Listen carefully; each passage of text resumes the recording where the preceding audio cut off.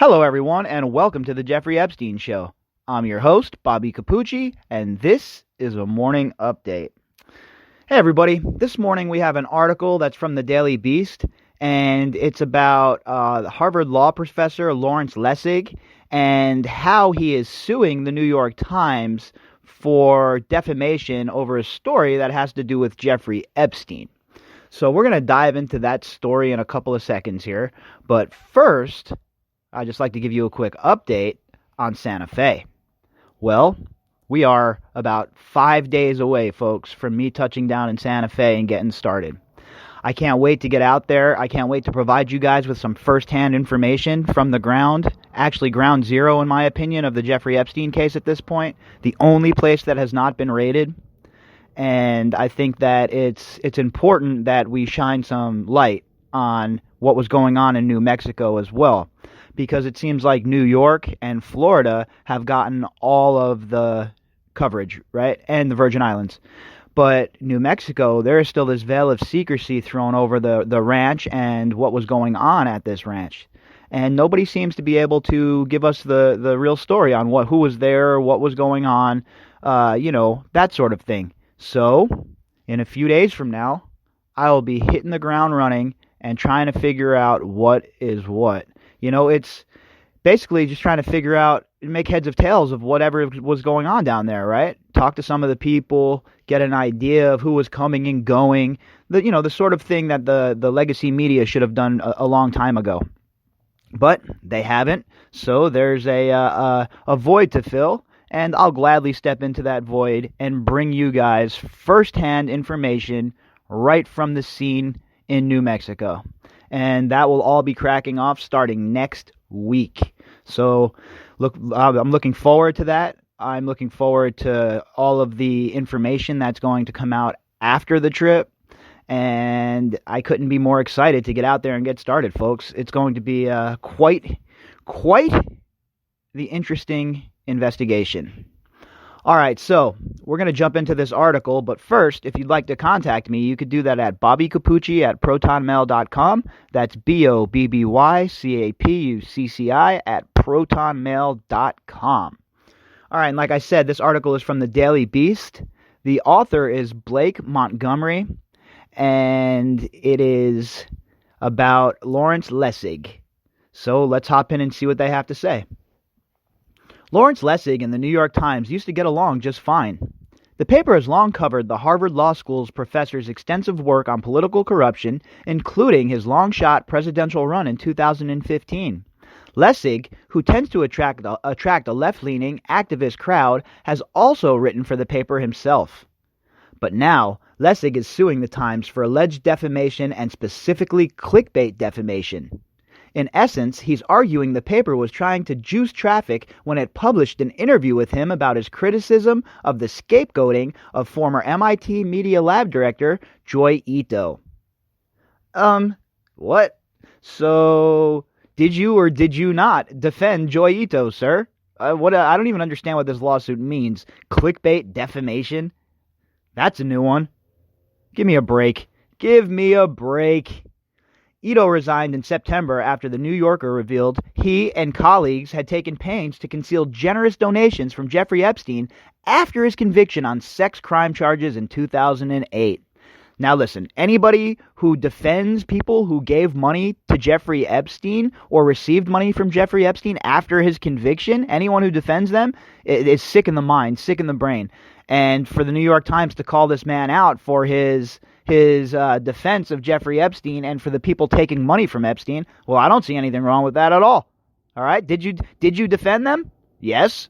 Okay, well, what are you crying about then, Professor Lessig?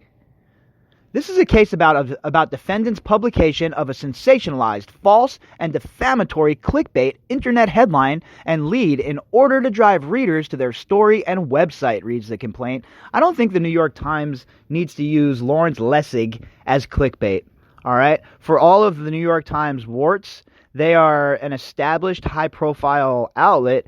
And as far as clickbait, who even knows who Lessig is, really, okay? Unless you're, locked into, politics, or you've been following this case from the very beginning, the average man or woman has no idea who Lessig is. So why would the Times be using him to run clickbait and try to drive traffic?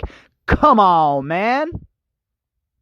Lessig claims the Times wrote that he defended Ito's acceptance of donations from the convicted pedophile and financier, but asserts that, in fact, he said the opposite, and that the paper refused to change its story post-publication. Lessig said in an interview with the Daily Beast that he wanted the law to account for what he sees as the perils of today's media consumption habits. The law needs to reflect the culture. Given we know that we live in a culture where headlines and leads travel independently of a story, there's an obligation to make sure that headlines and leads are true and not defamatory, he said. Well, all of a sudden, whoa, hold on. All of a sudden, now that it's happening to you, Mr. Lessig, it's a big problem, huh? But when it's happening to everybody else, no big deal. Going about with your business. We didn't see all this backlash from you, this big, oh, how dare you use clickbait to defame somebody. Well, if it's happening to you, then it's a big deal, right? But if it happens to your opponents, the people you hate politically, well, then it's a good thing. And the New York Times is just doing their job. Word of the lawsuit spread Monday thanks in part to a multimedia blitz from Lessig, a new website, clickbaitdefamation.org, a lengthy Medium blog post, a YouTube video, and a tweet to his 358,700 followers. Longtime admirers might have been surprised to see the political activist, better known for railing against corruption and the concentration of power, attacking the best-known journalistic institution in the United States. Railing against corruption and the concentration of power? Yet protecting people that were donating to Jeffrey Epstein? Seems like he's a bit confused. Maybe a touch of dementia? I don't know. Perhaps. In a statement, the Times indicated it had no intention of backing down. When Professor Lessig contacted the Times to complain about the story, senior editors reviewed his complaint and were satisfied that the story accurately reflected his statements. It read, "We plan to defend against the claim vigorously." Okay, well, there you go. The Times is standing behind their reporting. They're saying that everything that they reported was accurate and it reflected the statements made by Lessig.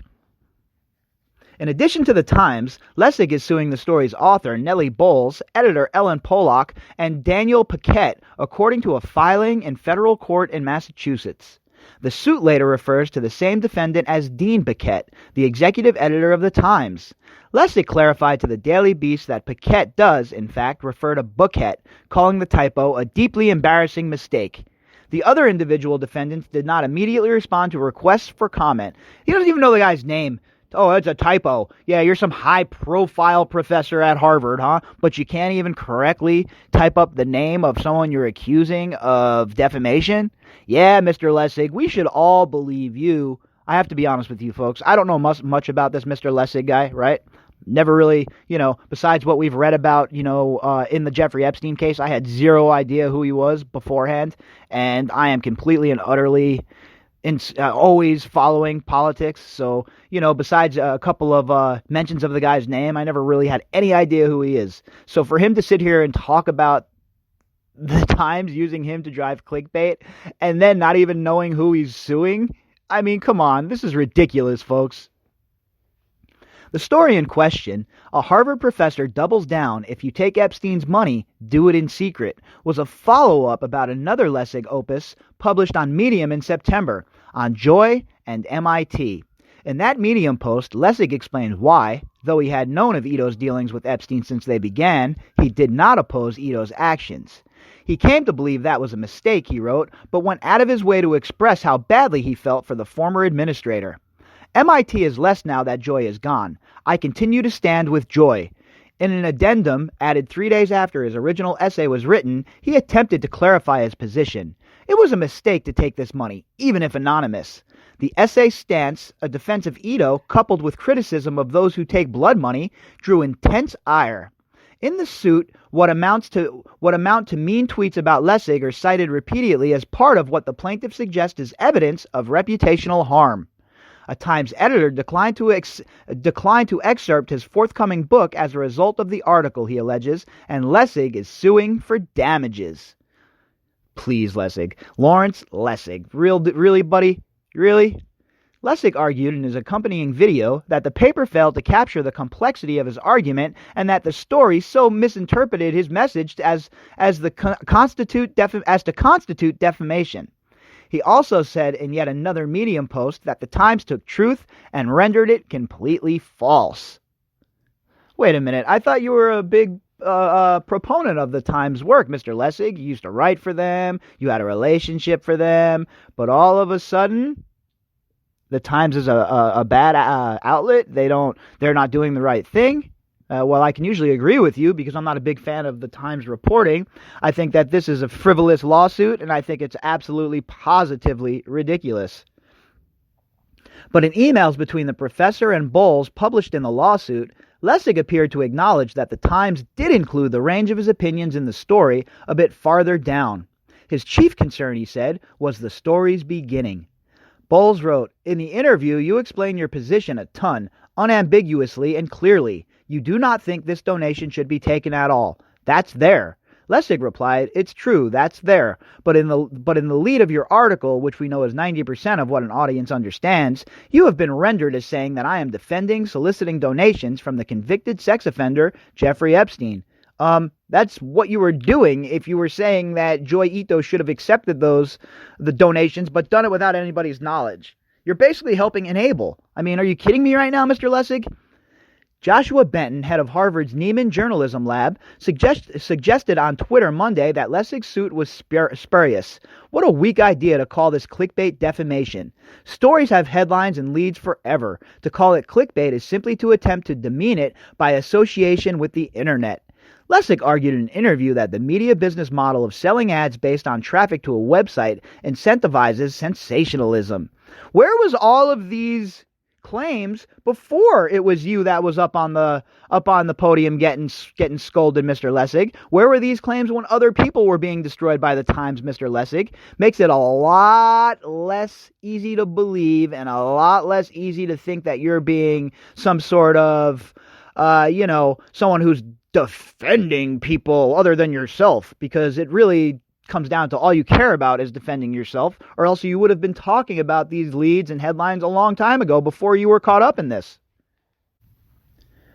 Lessig isn't the lone academic to be dinged by the Epstein saga, only to return to the public eye this month. Yeah, that's an understatement. We've had a ton of academics get smashed up in this Epstein situation, and we haven't seen all of them yet, folks. There's a lot more. We haven't even started talking about Arizona State yet. We're going to get to that eventually.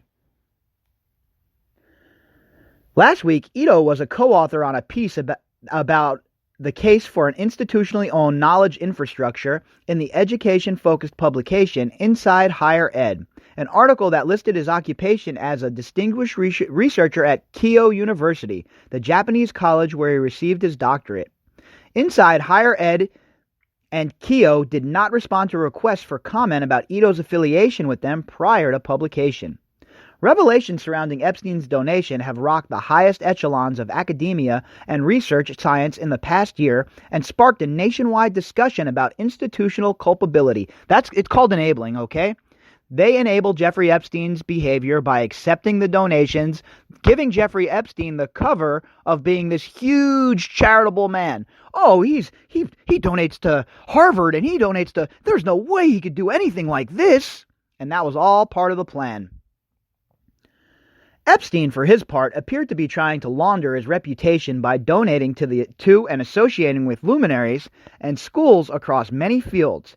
And MIT placed another tenured professor on leave for allegedly concealing the disgraced financier's donations to the school from his supervisors. The disgraced financier? You mean the pedophile. Okay? And it's not just to launder his reputation, folks. That's part of it. There's no doubt that was part of it. But remember, working from the blackmail angle, his handlers are going to want information on whatever these scientists are working on. Remember that. That's a big reason why Jeffrey Epstein was so interested in what these scientists were doing. Because his handlers, the Ghislaine Maxwells of the world, wanted their hands on these secrets, on these science secrets. It just goes hand in hand with the way intelligence works. Not only were they collecting dossiers on rich, famous, and powerful people, well, they had their tentacles locked into the scientific world as well to see what else that they could get their hands on. So, folks, it all connects. It's all one big, gigantic knot. And day to day, all we can try and do is untie it as much as we can and try and get to the very end of the big knot ball. And that's what we're going to do. We're going to keep doing it day in and day out until this story comes to its conclusion. All right, folks, if you'd like to contact me, you could do that at bobbycapucci@protonmail.com. That's BOBBYCAPUCCI@protonmail.com. If you would like to help support the podcast, you can do that by clicking on the GoFundMe link inside of the description box. All right, everybody, I will be back later on with a daily drop.